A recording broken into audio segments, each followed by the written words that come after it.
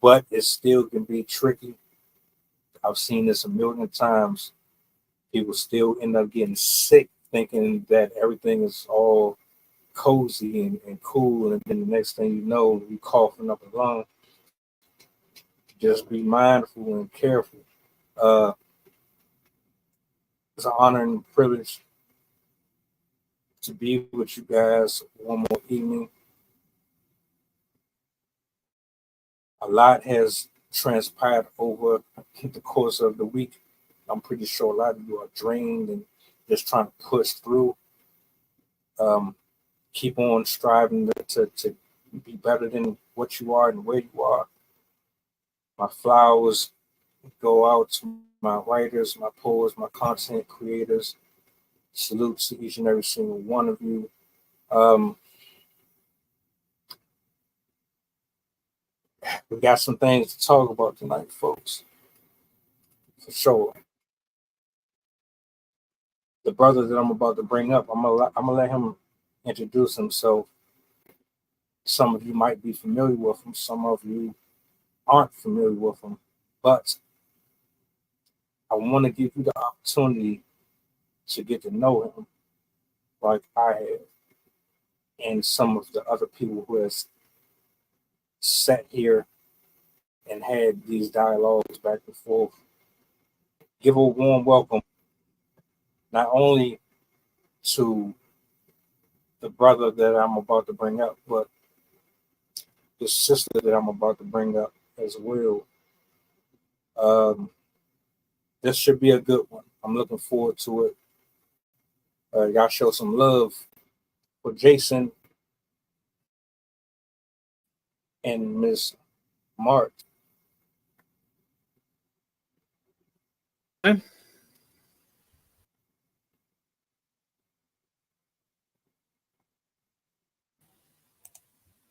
It is great to be here. There we Hi. Hey, Mart. It's so great to see you guys. Likewise, likewise. What's the word? What's the word? What's the word? You know, after being on this Likewise, podcast regularly likewise. every Tuesday and Thursday, when I miss a week, it feels a little like I'm missing something.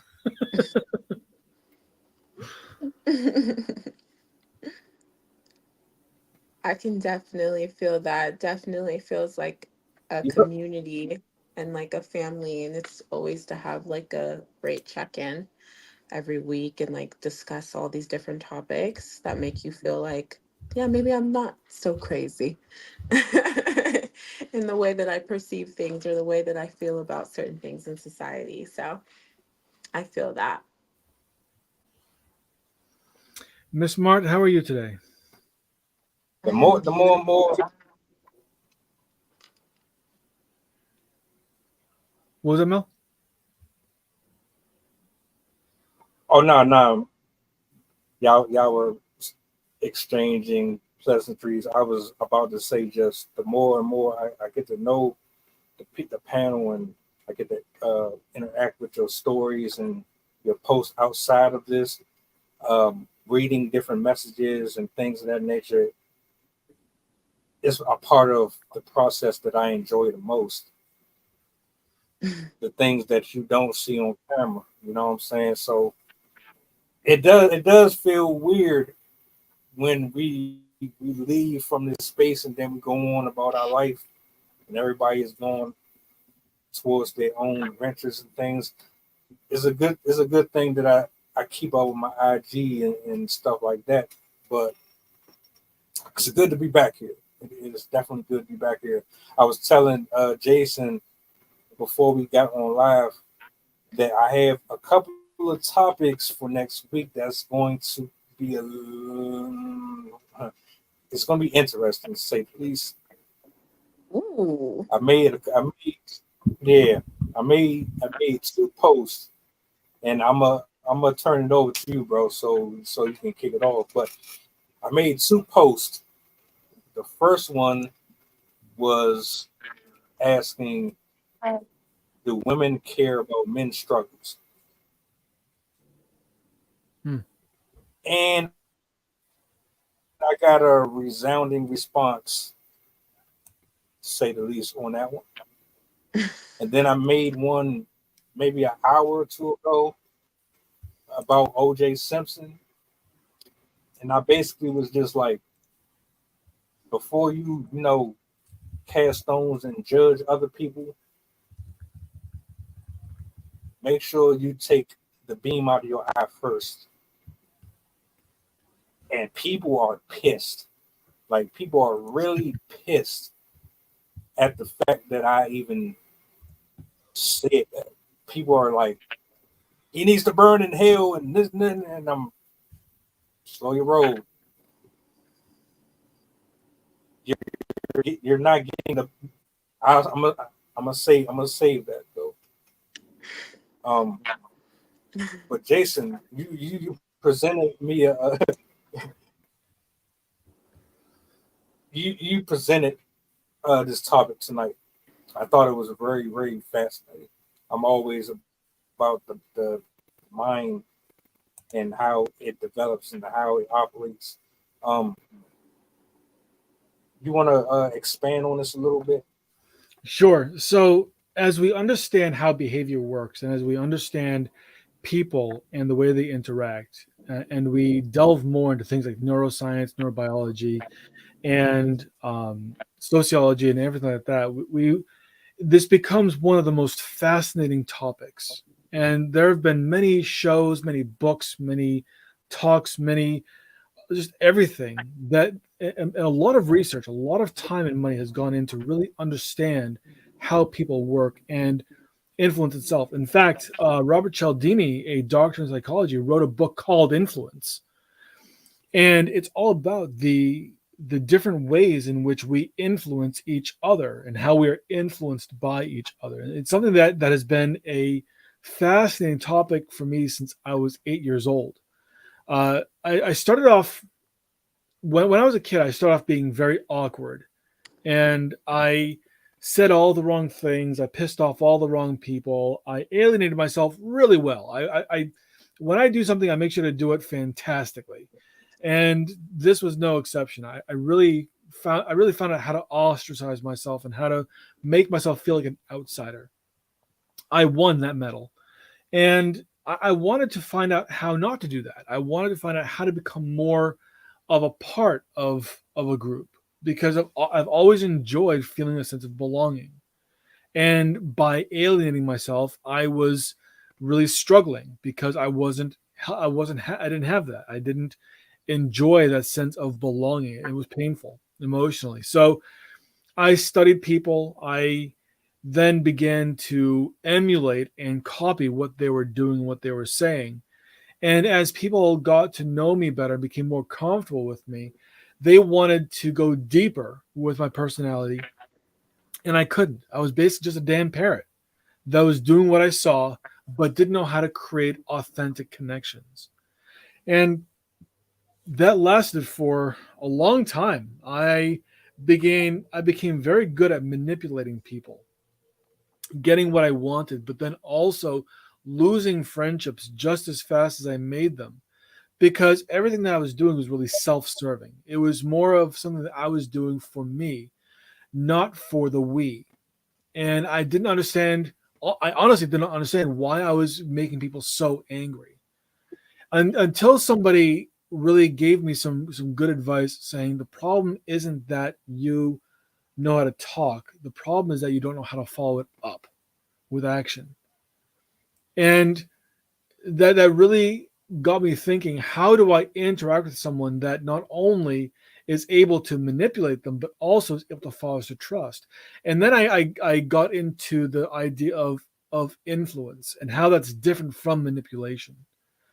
And basically, influence is the ability to have an impact on the behaviors, the opinions, or discussions of others based on the trust and credibility that you create, and the underlying effect and factors, such as things like how you are able to give without asking, something called reciprocity, how you're able to conduct yourself with authority, and how other people are also able to um, authenticate what you're saying, something called social proof.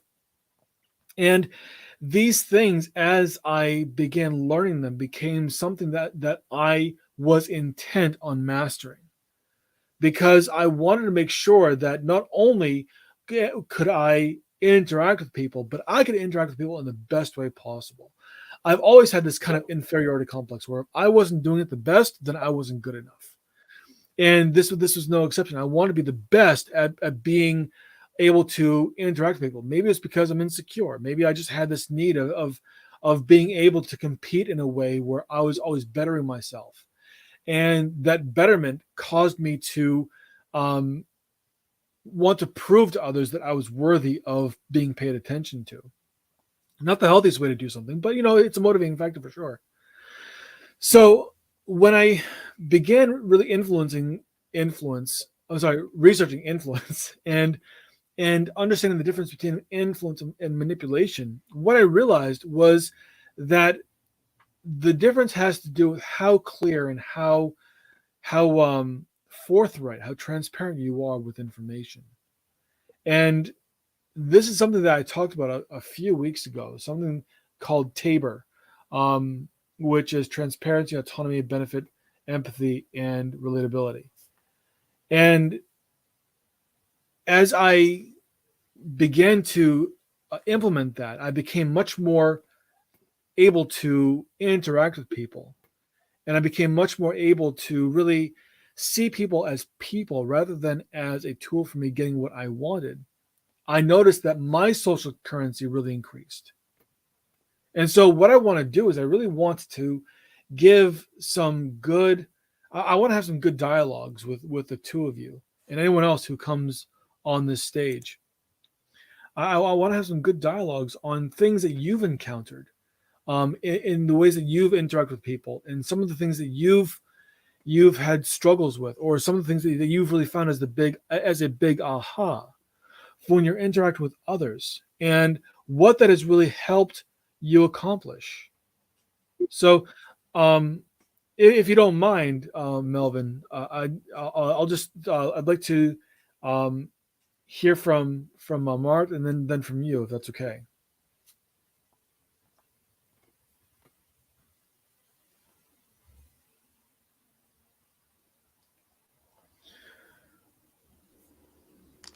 So this is a very interesting topic. So would you say more so the difference between influence and manipulation for us, like personally, or how we've had to learn how to step into a position of influence um, within ourselves throughout our lives?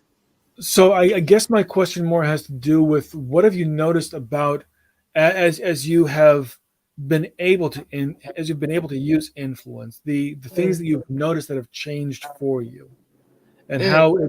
how it has worked for you, or how not being able to do so has worked against you.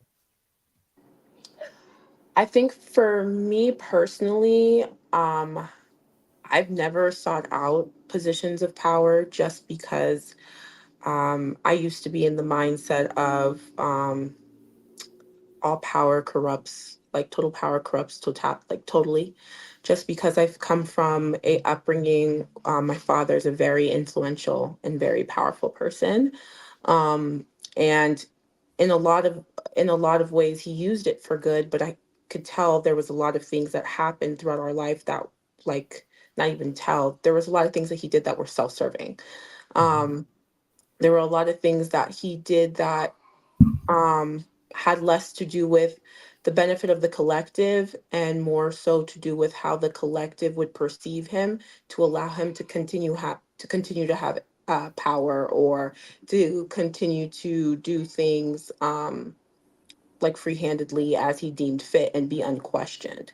And so for me, it became more so a journey of understanding the self, especially in the guise of religion, because I grew up Christian, but my community is very it's the Congolese Christian community. So like we speak my language. And my father was very influential within the community here, the Congolese community. He was the president of the Congolese community, and then even within my country. So it was really important for me personally to not seek out these like power positions that I saw consistently being abused, but to seek out personal authenticity self as an individual and understand who I am. And then I think most of the time, when you are constantly seeking out other people's validation and you're doing things, um, even when you're doing things in the guise of the betterment of other people, there's a lot of the times there's an egoic aspect that comes into play, for a lot of people, because they have not looked in within themselves as to the why. Like, why are you doing this? Why are you seeking this out? Why are you seeking this position? And so for me, the journey was the other way around. I was Mm, seeking myself and then ended up now being in a space where my voice is it impacts people, or it changes the way that people see things, or it changes their perspective, not because it's a voice of power, but because it's a voice of truth. Right, I looked for the truth within myself, and that truth then resonated within the collective sphere. And even in that, like, I always believe heavy is the head that wears the crown, right? Whether it's in a religious sense, there's no one that sought out, like, that was truly ordained, that sought out power. If you look at it historically, most people who have been ordained for power or chosen for power run the other way. Most prophets, biblically and in the Quran, ran away from that label because prophets were killed. Anytime a person was chosen to be a prophet, they were like, yikes, nah. And even in the position of being a king or a prince or a leader of some sort, whether it's the feminine archetype or the male archetype, it's a very big burden understanding, like, that what you say and how you behave impacts not only you but the collective. And so building a sense of authenticity within yourself first, understanding your own fears and your own insecurities became my primary goal and like my primary focus before anything else. And I think that the journey of authenticity is what got me into a space where now when I speak, I don't speak to lead other people. I only speak to clarify my own self. I only speak to illuminate my own self. I share my own fears, my own inabilities and insecurities, and that reflects the insecurities and the fears within others. And it gives people the courage to be able to say their own truths and say, hey, I'm also struggling with these things, or I've also seen these things within society, and then collectively we work to heal together, because I don't believe that it's one individual that's going to lead us all out of like turbulence or a space. Like, um, there's a concept in Buddhism called Sangha, which is this idea that the next Buddha is not an individual but a collective. And I think that is reflected in the same idea of a Christ figurehead, that it's not an individual Christ that's going to come down, but a Christ consciousness, like a collective understanding of things that's going to help us move forward and herald us into a new earth or a new way of being. But it's in learning how to empower yourself, so in turn other people seeing you live as if so that they in turn know that they can be empowered as well, and mm. then coming together, to create a better experience for the collective as a whole. That's really interesting. That's a lot. It's funny. I want to get back to something you had said, in regards to the whole idea of influence, power, and authority. But before that, I really want to hear from Melvin and what his thoughts are as well. But thank you for bringing that. That's really interesting. Thank So great openings. When I was younger, when I was introduced to my idea of influence, I looked at a couple of factors. I looked at hygiene, sense of style, charisma, soft tones, bravado.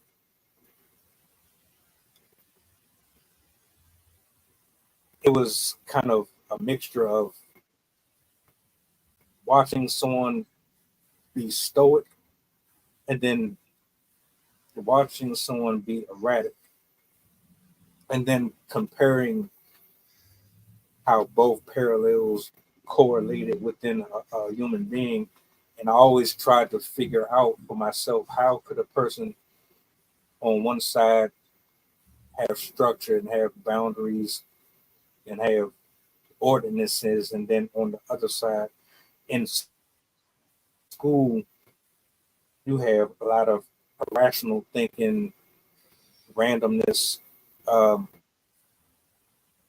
chaotic, miscellaneous ways of thinking and interacting and dealing with other kids in terms of how you are supposed to approach someone, secret handshakes. I looked at physical aspects in terms of how body language is supposed to come off. And I don't know if the meaning or the significance of influence then had the same power that it does now. But I always would remember that if you were a troubled kid, man, girl or boy, that was usually where people would orbit. They wanted to be around the person who had the most attention. They wanted to be around the person who had the smoothest voice and the slickest talk. But then when I got home, I looked at my grandfather, and I didn't have all of these different comparisons, only but what the TV showed me in terms of ethnicities and everybody's different values growing up in different cultures. I only had what I was in. So I would see my grandma cooking. I would see my grandfather taking out trash.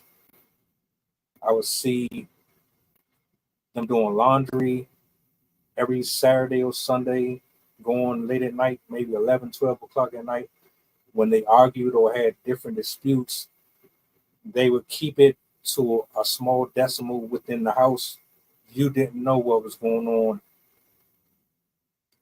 So here I am as a 6, 7 year old kid in one space. I'm looking at grown adults that I'm pretty much around most of my life, because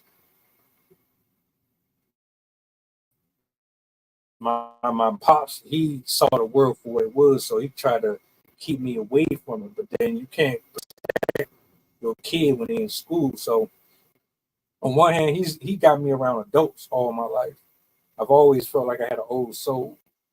I only gravitate towards people my age or older. So going to school, I'm looking at girls being fast at a young age, having sex in the third, fourth grade. The boys my age, they talking about this, that, and the third, and I'm the only one that's in there like, huh? Where is all this coming from?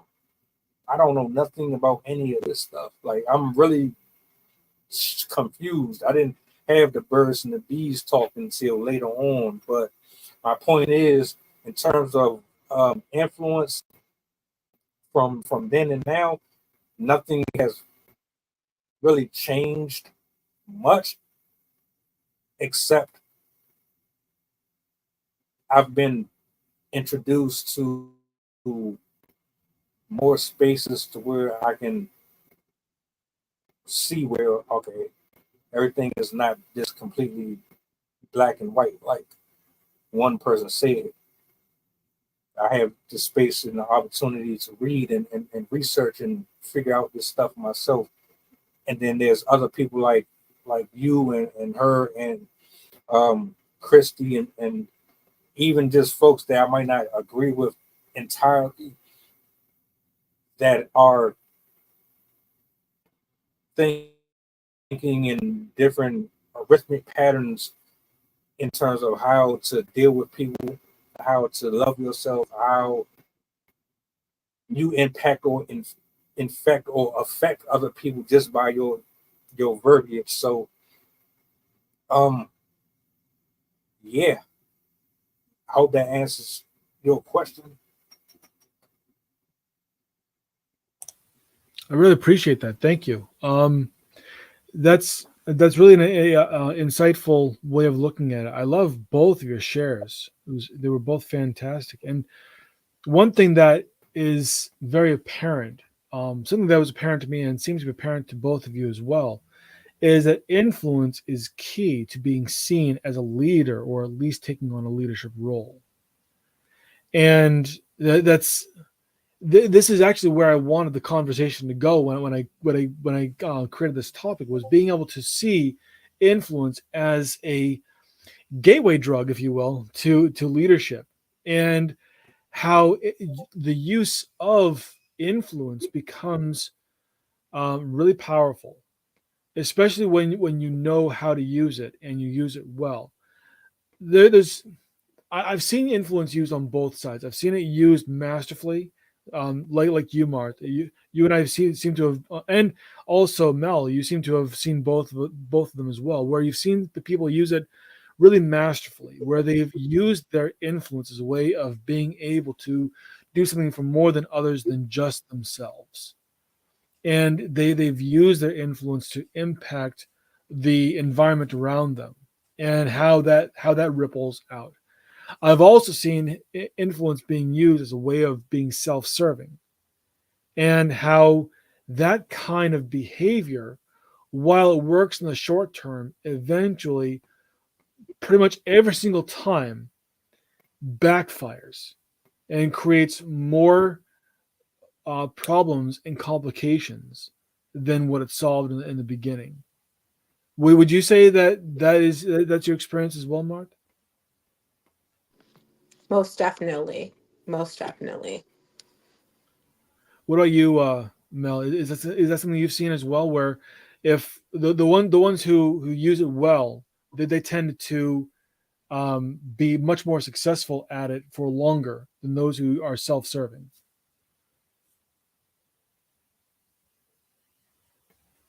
Yes, if you're someone who's honed it, maybe you were introduced to it, maybe you just naturally just had it. But if you're someone who just has that package, then you know how to connect with people. Just some people are just easier at doing it. Then yeah, I've definitely seen it on both sides, just like you said. Mhm.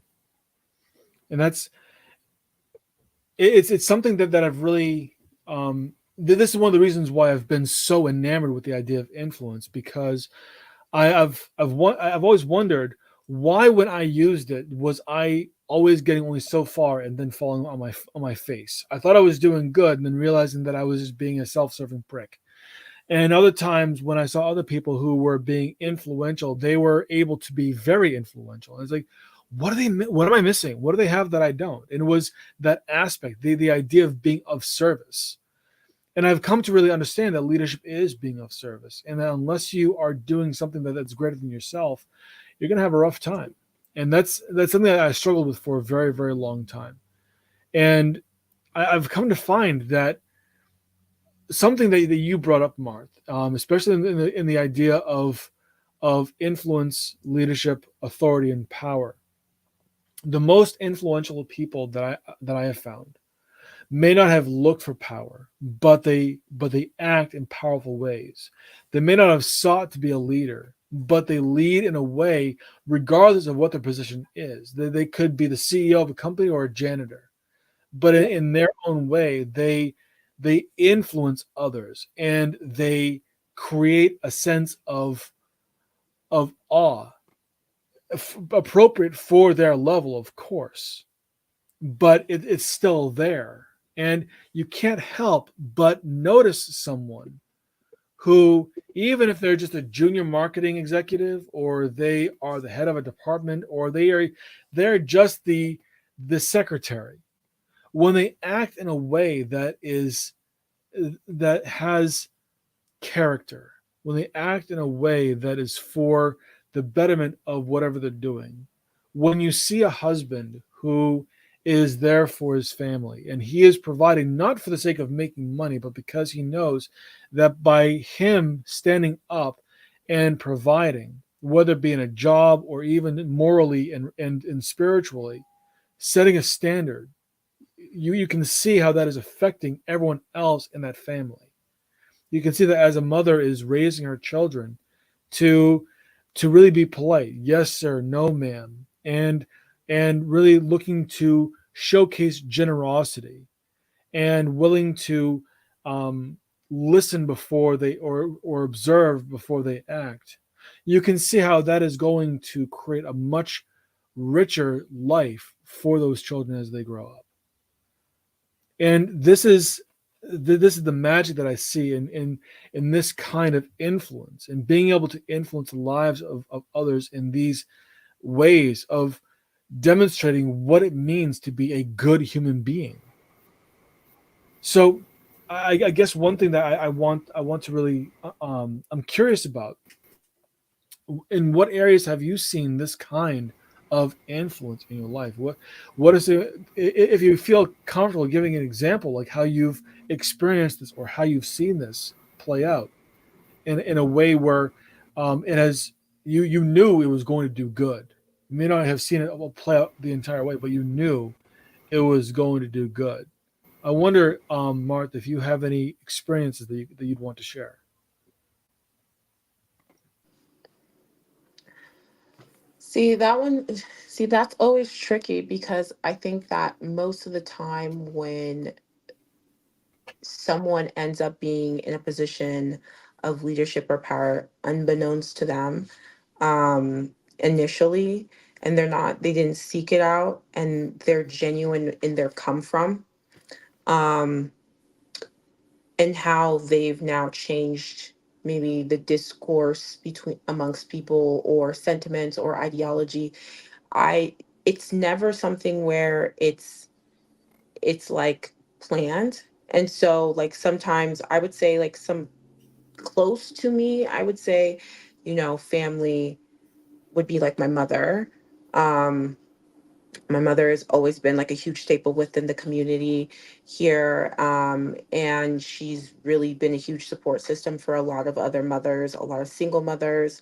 And it wasn't something that she sought out, and it wasn't something that she did intentionally. That it's been her affect based off of her principles and her beliefs, and how she's then enacted that on others has then produced a lot of, trust and love within the community for her, and respect as well, for her voice and for her opinions. Now, internally within like our family, like, that's kind of give and take, because I think that she was raised to be more so, within a community, but how to like nurture and love children in that kind of position, it wasn't inherent to her. It was something that she just had to learn, and it was a lot of trial and error. Um, I think within a lot of communities, it's like someone can do a certain amount of good with the position that they're in, but they still have a little bit of issues, right? So I think that that comes with kind of like a Machiavellian approach, you know, which is like you can gaining the love of the masses should be your number one priority, and understanding how to serve the masses should be your number one priority, but it doesn't completely negate you from, maybe certain egoic avarices, or certain things that like certain happenstances when it comes to being human. Because I don't think that anyone who gains power can be completely neutral, and completely be selfless. And that's kind of like my always like my conundrum. I'm still a person who I love studying power, and still a person who has a lot of personal goals and ambition. But my thing is, no matter who I've seen, whether it's in the church or outside of the church, it's rare that I've ever seen, and I think it's rare that I've ever seen someone that's completely um, selfless in how they lead others, um, and how they govern others, or how they show people, even within like fandoms, you see it, right? Like you see it within um, certain fandoms, like a lot of the times, not putting Beyonce above everybody else, but like the critiques that come with Beyonce a lot of the times is, her taking on certain social movements, in the same light of being like a billionaire. How ethical is it for you to be a billionaire? And also having issues within her Ivy Park sweatshop, right? Like it's a sweatshop, and the people who work there are hungry and starving and don't have enough to eat. But yet you're promoting this idea of like family and like love and connection at the same time, while, you know, profiting off of basically free labor. So I think the conundrum is like, how do you ethically lead, right? Is there such a thing as ethical leadership? Um, because even we see that even with like our CEOs here in this country, how much money they make, right? Compared to the rest of the workforce.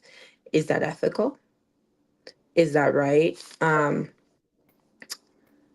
That's just my POV from it. And hi, Air. What's up, Aaron? I'm going.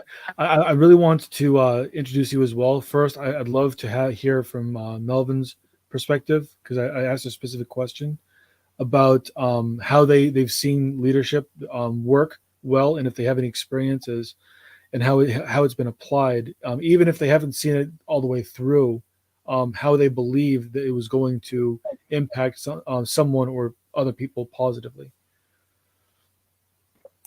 Yeah, I mean, I can speak to that a little bit. It's mostly from a workplace perspective. So I have a lot of experience in the health and fitness industry, right? And I think that you are going to experience certain types that are more or less qualified to lead in every industry, and they're going to have certain characteristics, right? Like I feel like very frequently they feel like they should be in charge. They probably have the experience that justifies it, but a common trait that I've noticed is that they become very numb to constructive criticism. It's very much an idea of like, who are you as a subordinate to tell me how things should be run, or to make suggestions that I could be doing things better, right? And so um, I think the key to good leadership is being able to. You guys ever see that meme of like boss versus leader, and the boss is like sitting on a throne and has people tugging him, versus the leader is at the front of the sled pulling with the rest of the staff?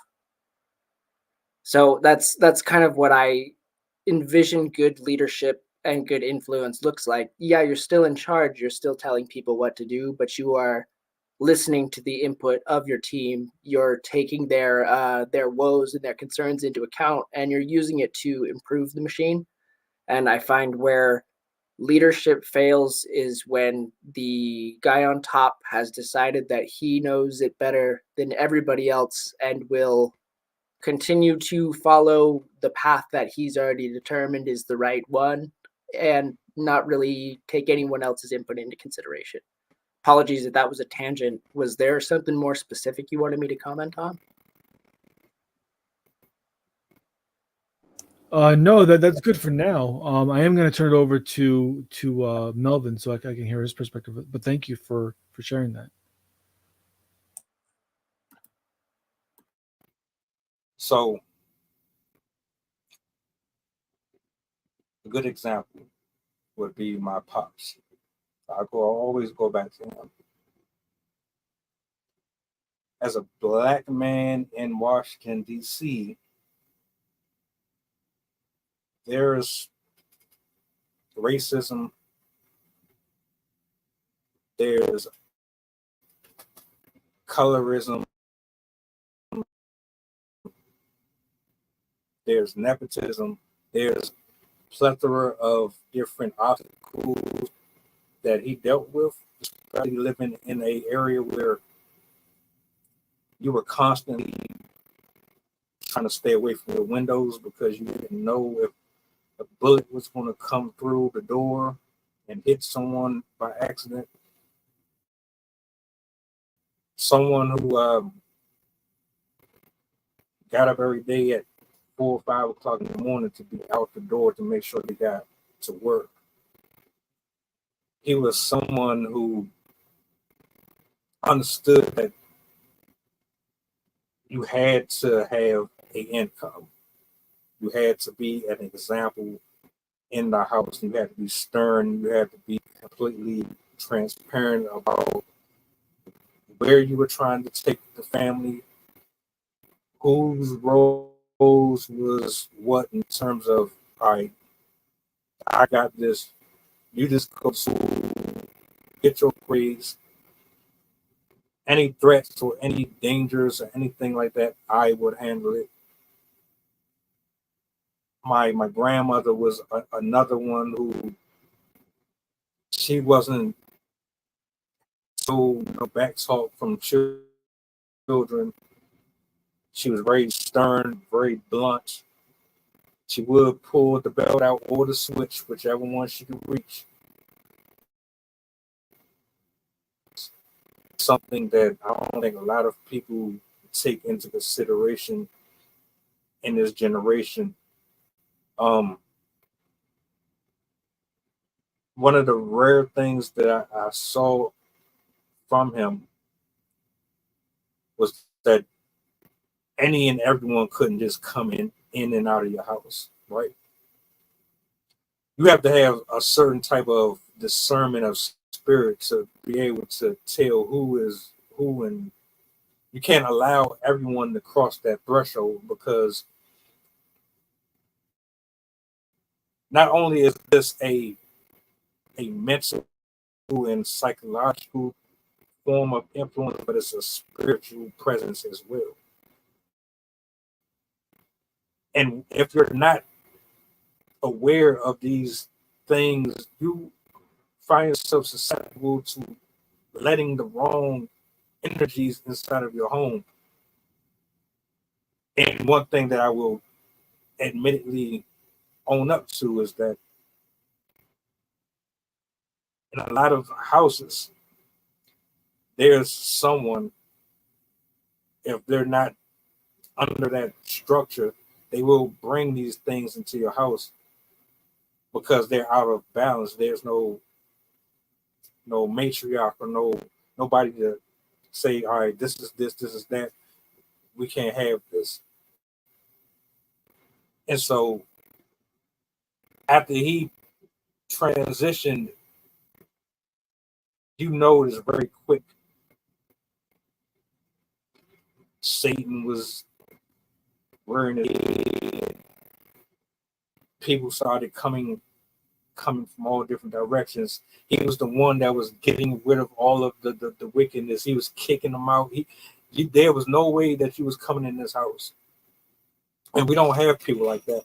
And I like what you said too, Aaron, about the leader being right there with their co-workers.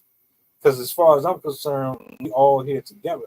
And I used to work with a lot of people just like that, except they wouldn't get out there and work with us. They thought they were too good to work with us. And I think that's a bad example of how to encourage someone to want to be in your position one day or be better. And I keep thinking about this word influence.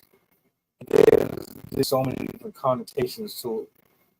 Whether or not you're a musician, a biography, talent, a writer in general, you can really sway somebody just by what you say out your mouth. I've said that a million times. So it just depends on how much of God you got in you. If God is in you and you have that anointing and that covering and He's using you, let me rephrase that. If you are allowing God to be present, all that you lay hands on, there's absolutely no reason why you can't touch who you're supposed to touch. If He's absent from your life and you're still in existence, where you still can talk your way into certain situations and out, yeah, you're going to get certain things from it, but is it going to be what the world actually needs? And I'll concede from there.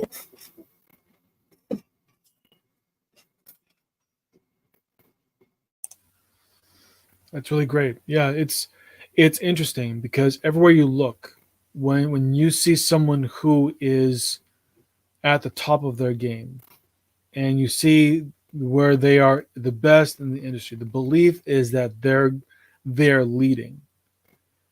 And that's not always the case. It's um okay, so it's not just me. All right, I want to make sure it wasn't just me and my connection. Sarah Gade said no, that you were cutting out a bit. It was a bit rough. Um, just letting you know.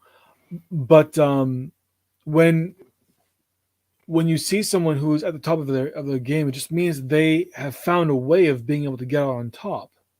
But we like to equate people who are on top as being leaders, and many of them have no business being associated with leadership or even with influence. I mean, they're very influential, obviously, because a lot of people follow them. They that's why they're at the top of their game, because a group of people have said this is someone we really prefer, and so it's become one of those instances. Look at Taylor Swift; she is one of the most popular pop artists in the game today.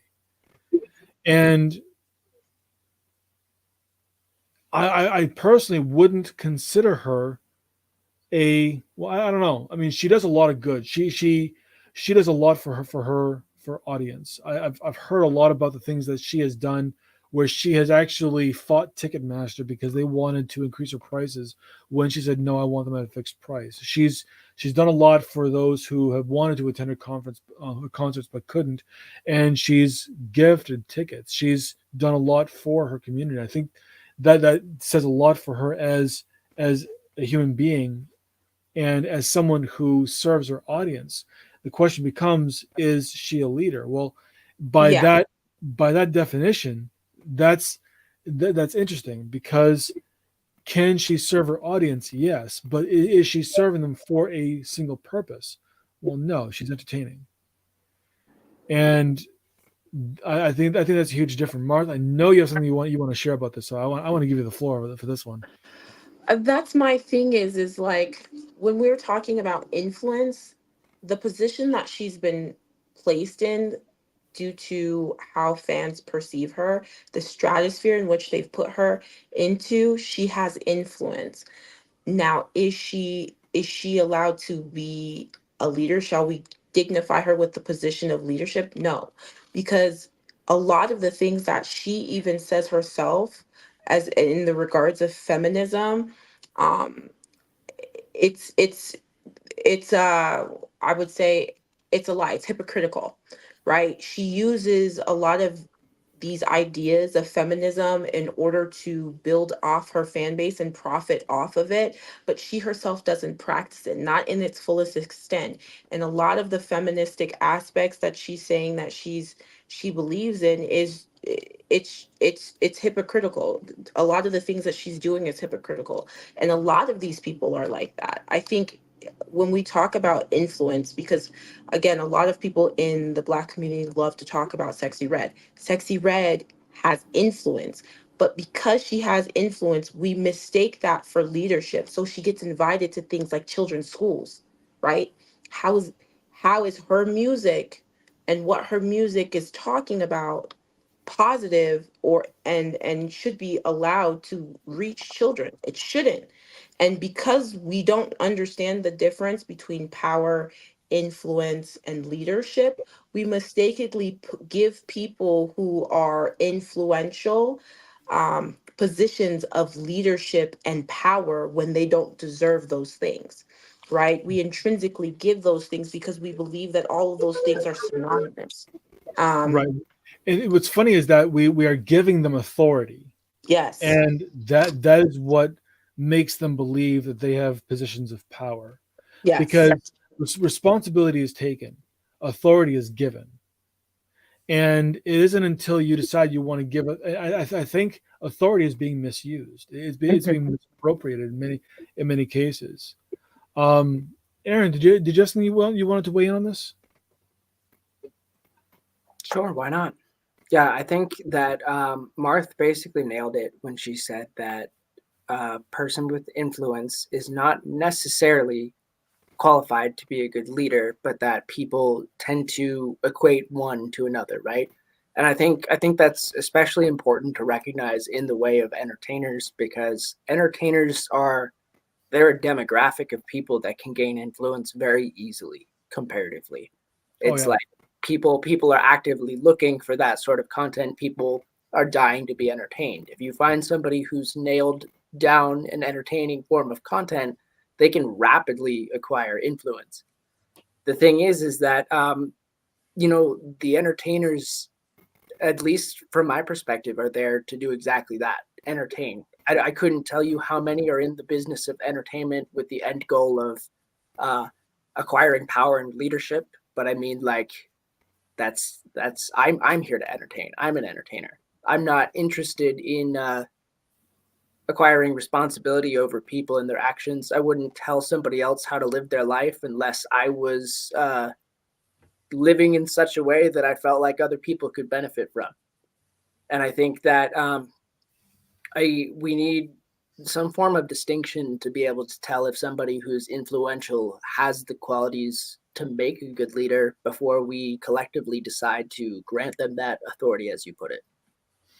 So I'm going to make a pretty bold statement because I've just basically kind of laid things out as it is, but now I'm gonna have an opinion. I think it's ridiculous that entertainers are encouraged to seek out positions of power in the first place, because as you stated, Aaron, they are entertainers. They're meant to entertain. Yeah, they might get popular, but being popular and being influential are two totally different things. And you can be popular without having influence. But the moment you get influence, especially when you have never been taught how to use it, when you've never been shown how to properly influence and how to properly guide, which is what influence does, it guides people down a specific path. There are some implications that are there where you get things confused. One thing you said, Aaron, was you don't want to be responsible for other people, and no one should ever be responsible for anyone else. You can only be responsible for yourself. But you can be responsible to others, and there's a big difference there, because the responsibility you have to them is to provide the thing that you said you were going to provide, and to give them a result that you are meant to. And I think part of the problem is that there's a huge confusion over who we're responsible for and who we're responsible to, and that's causing a big issue. Mel, I want to be able to get your thoughts on everything that we've covered up to this point as well.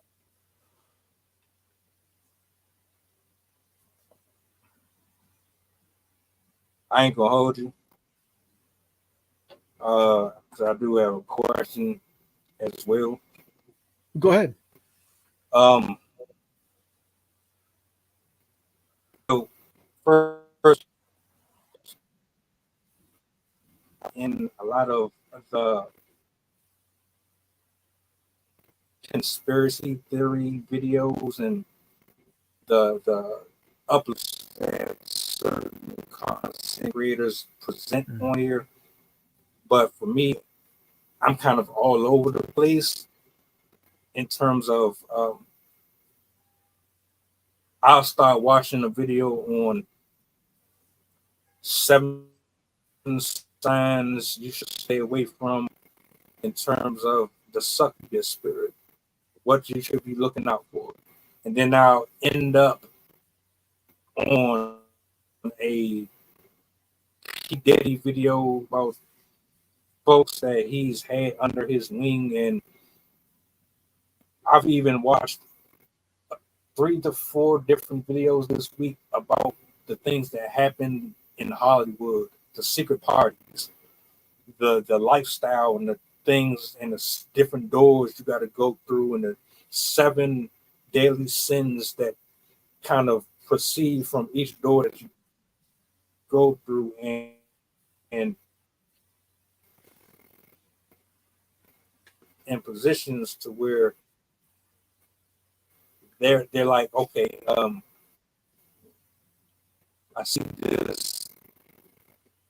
this woman or this man has the look, they have the style, they have the presence to be able to captivate a multitude of people. And I'm just saying from Satan's perspective, because there's monitoring spirits that come back and forth and report back to whoever. And they mark off certain folks that they think that are in a position to captivate a certain audience, like Taylor Swift, as Sarah said. And these parties, they have to initiate you by embarrassing you and doing certain things on camera that they have as backup, just in case you try to get out of the bargain that you made with them to become famous and things of that nature, or to even just skyrocket from where you were to a higher level. So some of these folks already naturally were famous, or just had that, which is the question I'm going to get to. But others, they wanted more recognition, more notoriety. They might not have been as known or as sensationalized as the rest of them, but they found themselves in positions where, all right, if I do this and I do that, then this and this is going to happen. And I'm telling you, like, whether or not you believe these stories or not, a lot of these folks, they are very detailed in the things that they say they experienced and they saw. It can't be a coincidence. So for me,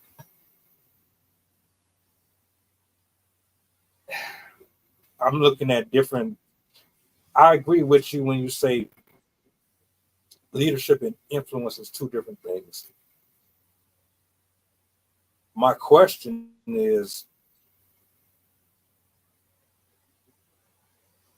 is it really that difference? I'm coming from a spiritual side of it now, because if we're really going to unwrap all of this, how I feel about it, anybody who is in a position to control or influence or create in someone else's mind, that you're going to think negatively or differently about a person just because of something I said, that's demonic.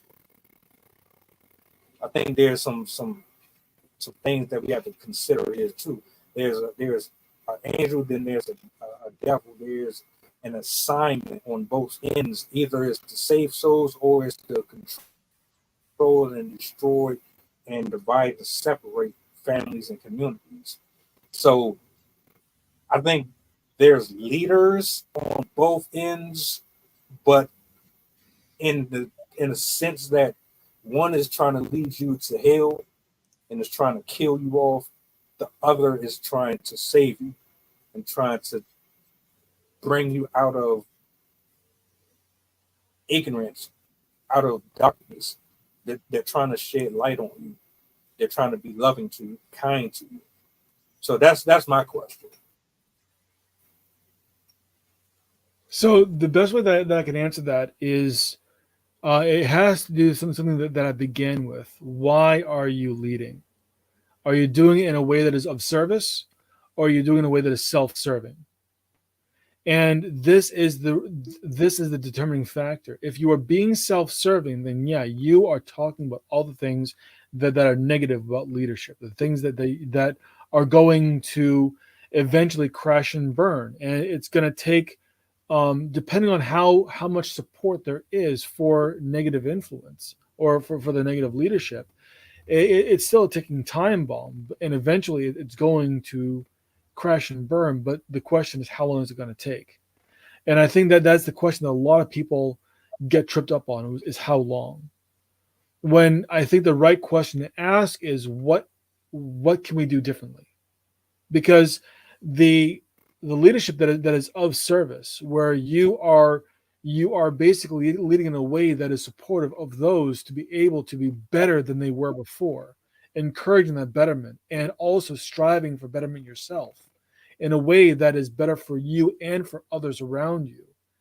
That is something that is sustainable. It's not something that's going to crash and burn. It's going to thrive and continue on. And I appreciate where you're coming from with this, Melvin.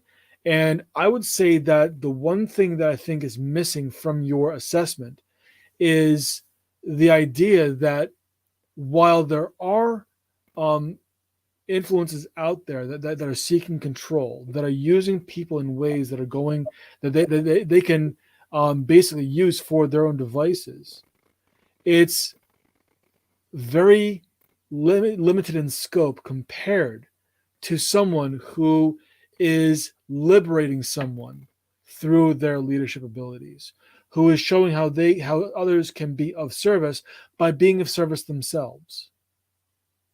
And I think it's by that. Martha, you have a burning comment that you want to make. Please share. Um, what Melvin said was really, it was a really big touch point, especially in the times that we live in right now, in considering and well, really in understanding this, where energy goes, where attention goes, energy flows. So there is a certain level of personal accountability that comes with what we give our attention to and who we listen to. And we touched on this last time as well, because even biblically, no matter what is happening or no matter what you believe, if there are first forces of darkness and good, if you are pro good and you are against the forces of bad, then you should have the spirit of discernment within you to know the difference, right? So what you're giving your attention to is what you're feeding, right? I'm not going to listen to Glorilla's take on politics, right? The fact that CNN or Fox News has any of these celebrities is a joke in your face and in all of our faces, because why are these, who would even make these people qualified? What would make these people qualified to speak on something that impacts not only the way that we think, how we eat, how we live, how our children live? Nothing, right? Most of these people don't even have middle school educations, let alone college degrees, to talk about social political matters, yet they're given these platforms for a reason, right? Because the masses believe, the masses are so quick to give their power away. The masses are so quick to idolize, even though in the same book that a lot of people tote around, it says that what? Thou shalt not put no other God in front of me. Thou shalt not worship any false idols. What is a celebrity? We literally have a whole show called what? American Idol, right? Who we give our attention to and our power to also in turn is our own fault, right? Because there is the parable of Revelation that talks about the false shepherds, right? And when they will have the false pastors, the false leaders, and when they will have their comings, their undoings, there is going to be their times. But that pastor or leadership position is not just within the church, it's outside of the church as well, right? So those people who come into a position of influence and use that influence in as a form of leadership and use that power to lead people astray, their time has come, and we see their time coming as well. But it is also up to us, as well as the collective, as well as the masses, to understand what we're giving our power to, what we're feeding, what we're giving our attention to, because that's the same way in examining why are we collectively, putting people like Taylor Swift or Beyonce as liberators when what are they liberating you from, right? Maybe they're doing things within their genre and within their realm of entertainment that is changing entertainment and how we view music. Yes, but are they leaders for the collective? Are they leaders for the masses? No. But if we are as a collective are positioning them, or we're giving away our power to them, then we are giving them that position unrightfully so. And so it is up to us as well as individuals to discern what we're giving our attention to and what we're giving our power away to, because that is also, if we believe in a higher power, God is also looking to you what you are worshiping and what you're idolizing and what you're giving your power to. And yes, Fox News, fake news all the way. So what you what you're deifying and who you're deifying, even there's a lot of people who believe that Trump, brought religion back to the White House, regardless of the fact that Trump was on Epstein's island or was talking about grabbing models by the crotch or is known to be a philanderer or is known to be a player. Now all of these people that believe in this, that believe in God, are putting forward someone who's almost anti-Christ, like in a position of leadership just because of what they said.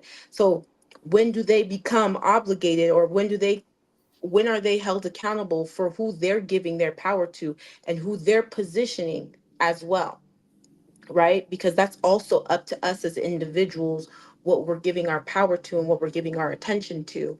um it's really important for us to be able to discern the difference between these factors, like from influence to power and leadership. Because if we don't, then what we're giving our attention to, who we see as influential, it is the collective naturally keeps putting them into these positions of leadership and then keeps giving away their power, right? Energetically, we're doing that, which then like empowers all of these people, right?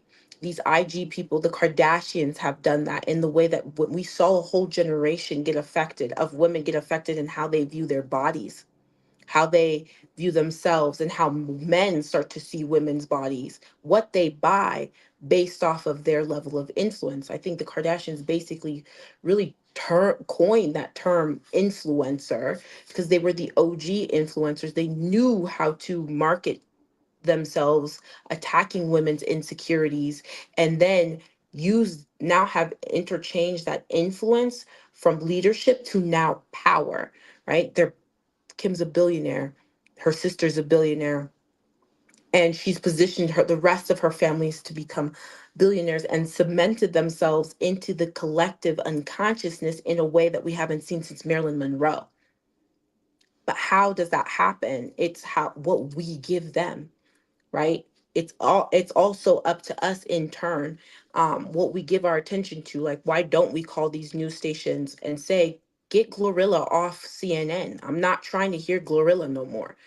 Like, get some college level professors, get, where are the bell hooks of our generations? They're there. Orson Shire, there are many qualified authors and speakers who are there, who are educated to talk about these touch points, but they're playing in our face and putting these celebrities and athletes who have no educational background to speak on these things. It's one thing to put up 2 Chainz, who has 2 doctorates degrees, um, up there, compared to putting up someone, no disrespect to these people, who don't got it. They don't have that level of education or background. They're just there to have a good time and make some money.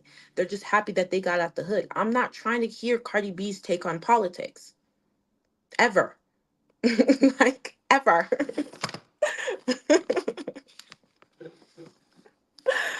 I concede to the next person. I love the way that you are that you give your commentary. It's awesome. Aaron, anything you wanted to add? Yeah, absolutely. So I think that Marth made a really good point where she pointed out that Trump is being touted like this quote unquote Christ-like figure, or I guess the antichrist-like figure who has allegedly brought religion back into the White House, right? And I think that's the trouble I have with people who take like a really hard line stance against evil, if you want to call it, or you know, like living unrighteously, living with the you know, like with a lack of the Spirit of God in your life. I think that, like, looking back, if we want to think about like who Christ hung out with while he was walking about the earth, it was like poor and destitute people, it was prostitutes. And I think that he reached people by meeting them with compassion and understanding rather than this sweeping judgment of elitism and like a proper way to go about things. And I think that there's room in influence and leadership for inclusivity and compassion. And that I think that is not held up enough as a way to reach people. I think that people lean into these really powerful, polarizing opinions because there's already such strong support for them. You know that while you're going to make several enemies, you're also going to make friends just because you are parroting the same stuff that they've all been indoctrinated to believe within their echo chamber. I think the reason I trend towards a more neutral stance is because I know that if somebody were to have come at me with that kind of zero tolerance energy at a different point in my life, I wouldn't have been receptive to it, right? Like I've been on the other end before. I've been very, very immersed in the worst things that a person could as far as lifestyle and culture. And I think that if we meet other people who are in a place where they stand to be reached out to and be redirected towards a better path, but we meet them with an iron fist, like you're fucking up, you're doing this all wrong, you need to get your shit figured out, they're going to be repelled by that. You know, nobody wants to be told to their face that they're living in sin. And I think if we try and meet people from a place of you know, like understanding what they're going through, maybe like trying to level with them and connect in a way that's not so much as like what you're doing is wrong and more of a place of what can I do to help you. That's where I think the true essence of positive leadership and influence is.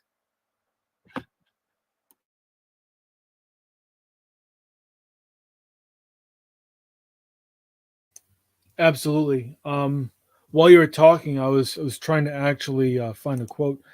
Um, I think it was in the book of John in the Bible where it says, "Those who are the least of you shall be considered the greatest, and those who are slaves shall be regarded as the greatest among you." And it is basically saying that the more humble you are, the greater that you have to offer, and the more that you seek for yourself, the less valuable you become, essentially. And it's it, when we look at society today, we've got that completely backwards, where we look at those who have the most as being the best, when it's clear that those who have the most because they care about themselves the most. They are regarding themselves rather than others. And I've come to find that leadership is proper leadership cannot be self-serving, because the moment that it is, it implodes, it completely collapses. So yeah, I'm really glad that you brought that up. You really inspired that thought in me. Thank you very much. Mel, what's up? What you got for comments? You're on mute, by the way.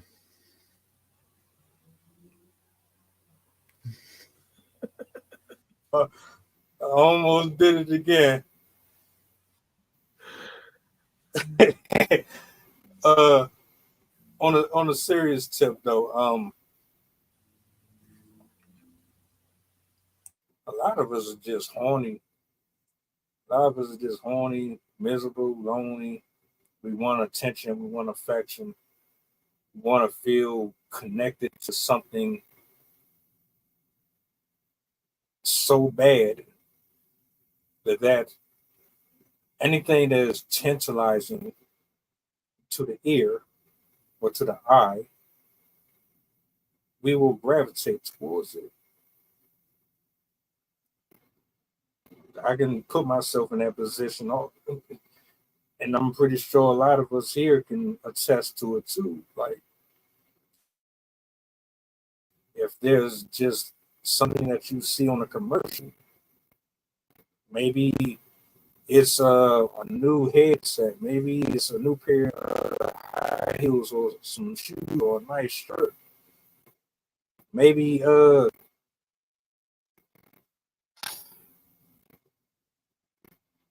I'm trying to keep it PG, but there's a lot of different things that catch our eye, and it makes us want to have it.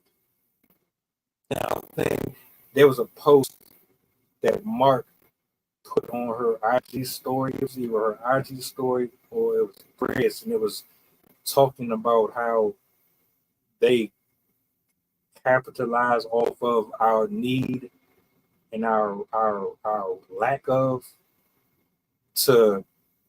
I don't want to slaughter that quote, but it was damn spot on, which fell full circle tonight.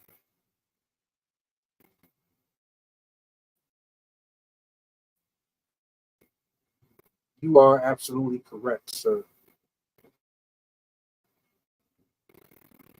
Just to weave it into where I was at, I don't think that I could ever connect with a single soul being someone else. No one would listen to me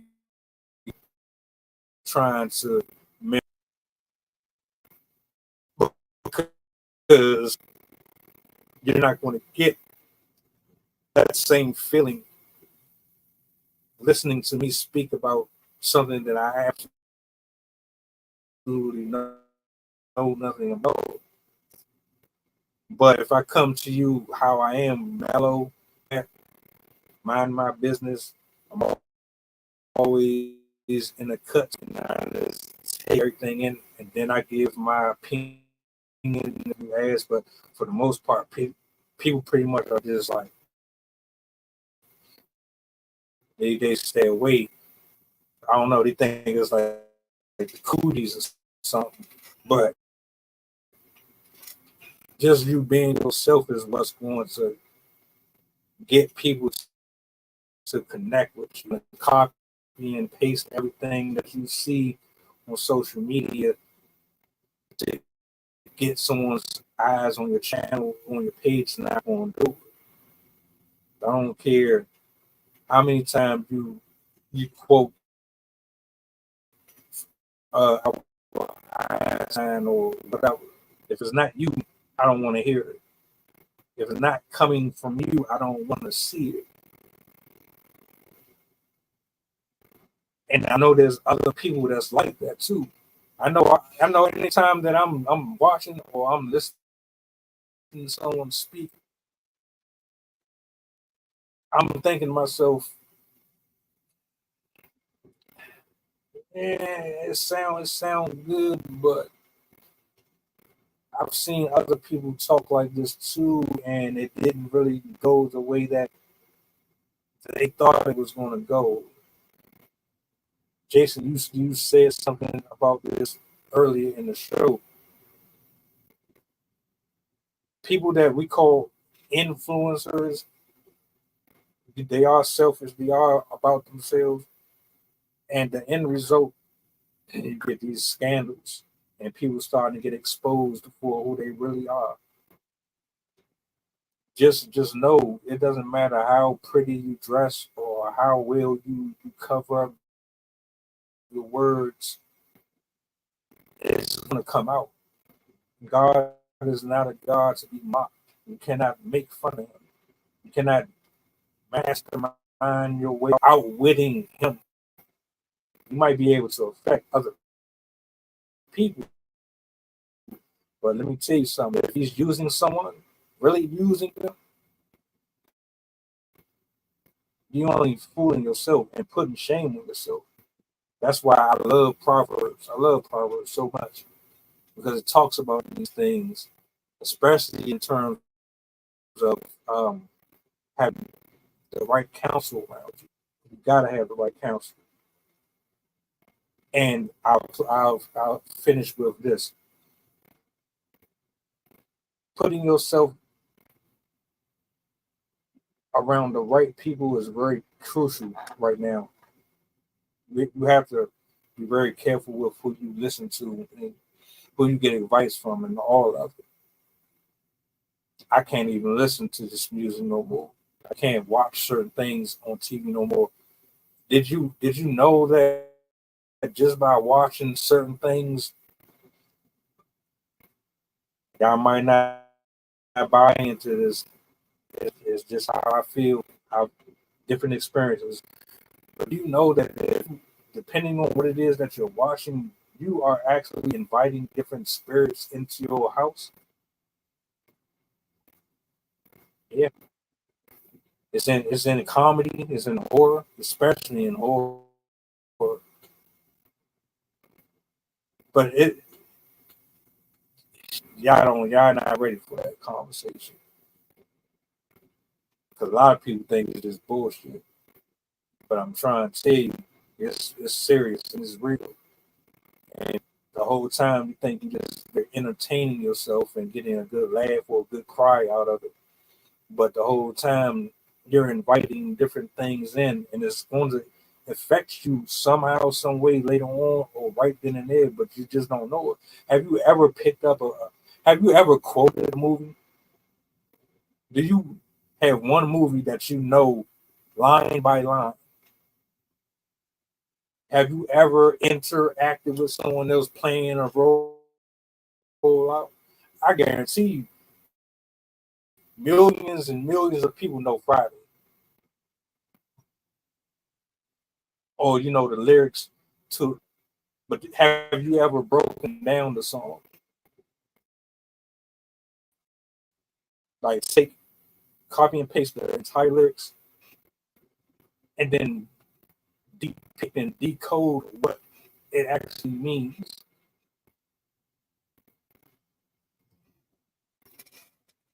Uh,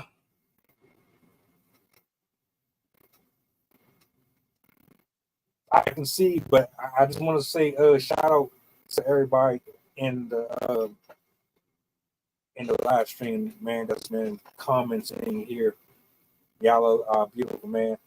Love y'all. But I hand it over if anyone, you know.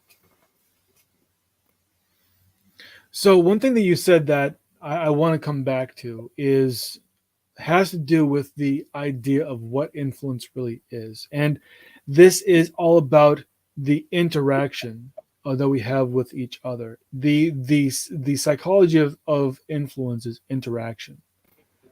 And when you know how to interact with other people correctly, when you know how to interact with them in a way that is going to sway their opinion, that becomes very powerful. And it becomes a huge responsibility as well. And it requires something that, one second, I saw this one. Oh, sorry about that. I was just reading your comment, Mel, that you were responding to Sarah. But yeah, the whole idea that just because you can influence, that does not give you authority. And authority is only gained from when your influence is able to reliably um, aid in the progression of the needs of others towards a goal. And I think that it's something that requires more conversation. I mean, this is something we could talk about for hours, and I could talk about for literally hours or days.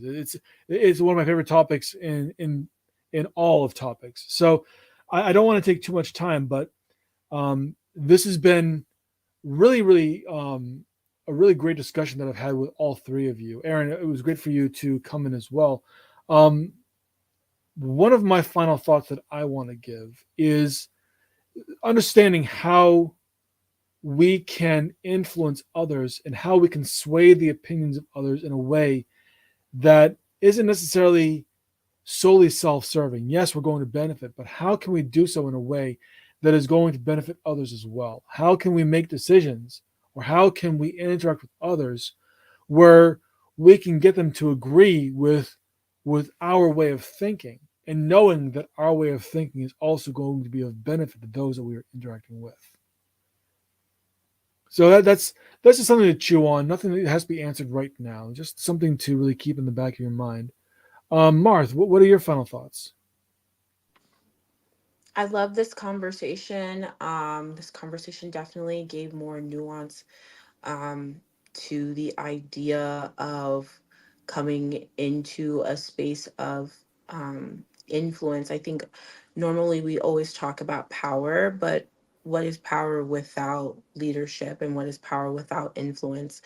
And I think that it is something to ruminate on. And I'll definitely be looking at the book that you had mentioned, um, because I think it's really important how we term things for all of us collectively as as masses. I think like for a long time I've even struggled with this idea of being like a boss babe or a boss, because even with my own business or the things that I do, I sit I can't sit with myself with this idea that I'm letting people, just bossing people around, and I'm not working on the ground with these people. Because for me, no matter what it is I do, if I birth it, I want to be in there with people too. So even with, I know for a lot of women, as we're kind of developing and a lot of us are doing different things individually, in our own positions of leadership, I may be thinking about different terms for ourselves, like leading ladies or ladies that lead or whatever, and kind of understanding that there is a difference between overlording people and really working collaboratively with one another, especially, nowadays, and how we term things, even with like terminology around like feminism. There's a lot of things that I, struggle around that kind of terminology as an intersectional woman and a womanist myself, because I believe that a lot of things, unbeknownst to us, can be and have been divisional.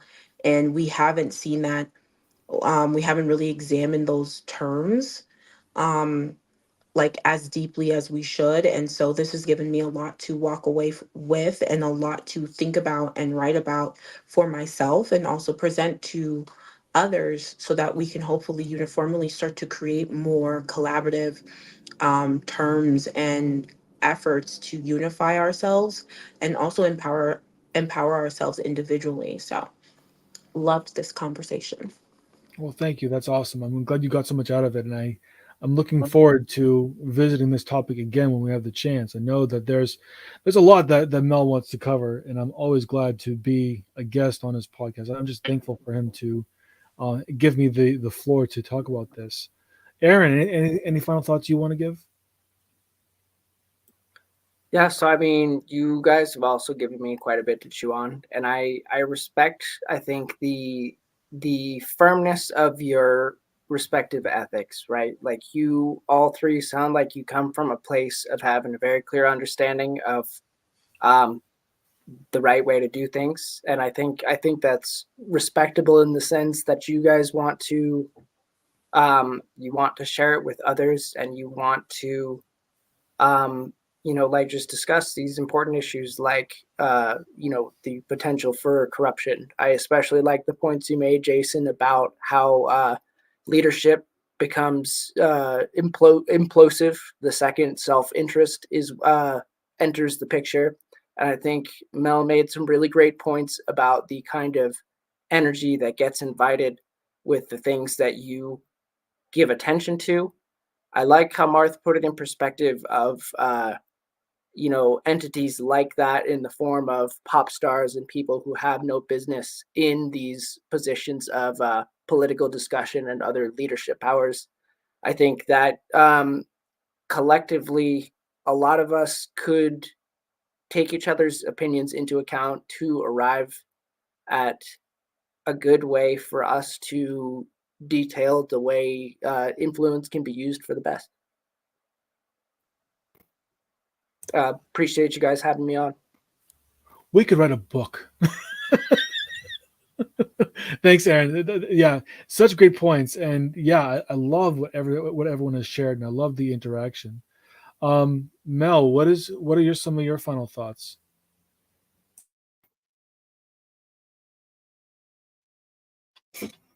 I took the mute off this time, folks. He ain't had to tell me.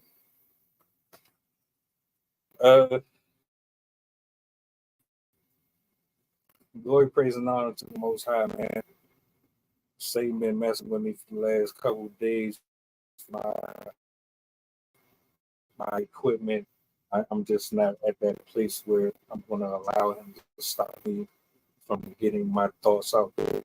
I'm not going to allow him to stop other people from getting their thoughts out there. And honestly, this was an awesome show, as I already experienced. Jason, man, you did an exceptional job up here tonight. Aaron, you shock me every time you pull up, bro. You be wilding out on threads, but you be showing up when you get up here, bro. Salutes to you, Mark, as always, with the wisdom. Just doing what you do as always. The ironic part about this entire discussion is that it is not something that people aren't aware of. It just needs to be reiterated more and more until it gets driven into people's heads. That's really all it is. People are just going to be stubborn and hard-headed and want to continue to do things the way they want to do them. But it's not getting you anywhere. It really isn't. And I think the time now is really choosing, decide what you want to follow, what you want to believe in. Where do you draw the line in all of this?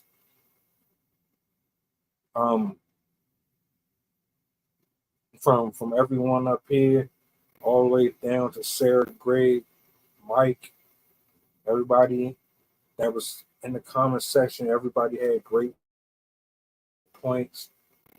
I'm looking forward to the next time we cover this. I'm looking forward to the next conversation. Tomorrow, virtual open mic is back again, 6 p.m. Eastern Standard Time. Pull up if you're in the building. I'm looking forward to it.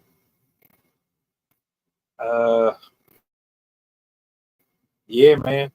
Good show, folks. Good show. I just want to. A Mad Mystic asked me if the quote that I was thinking from the Bible was John 7. Actually, I was wrong. It wasn't John. It was actually Luke 9, chapters 46 to 48. If you want to reference the quote that I made, I really loved this discussion and loved everybody's input on it. Mel, thank you so much. Thank you so much for giving me the mic and for allowing me to have my way with this talk. It was exceptional. I really enjoyed it. I really appreciate you and everything that you do, and for allowing this. Yeah, this is awesome, and I can't wait until the next time when we get together and we discuss some really good shit. So I'm going to turn it back over to you, the master of ceremonies, the man, the myth, the legend himself. So please go ahead and take us out.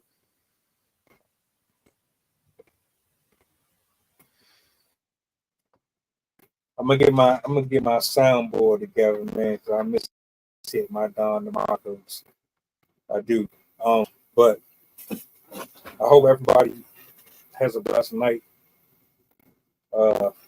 End the week strong. Stay covered on this road.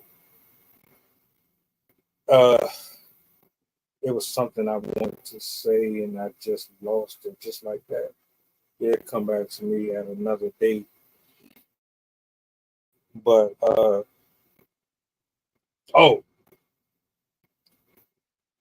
everyone is like family up here.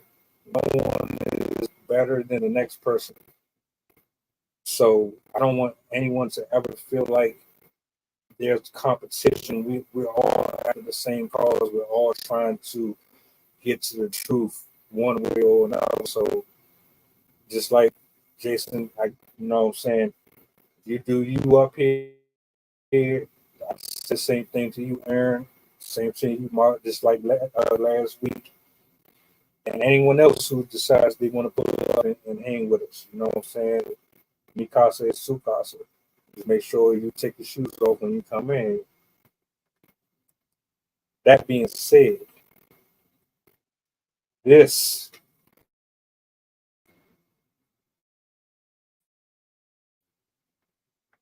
hold up.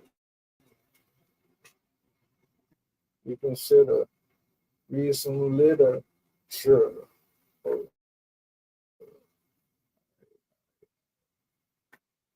Shout out to everybody in the chat, man. Y'all have a blessed night too. Let me make sure I get this how I want it, man. I can't just uh,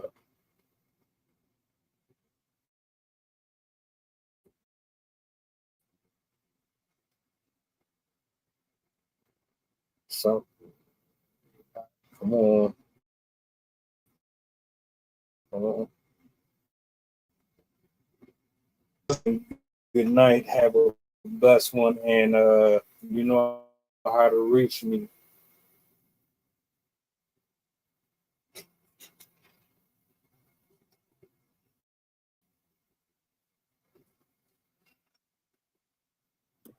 Take it easy, you guys. It was a pleasure. Mark, Jason, Mel.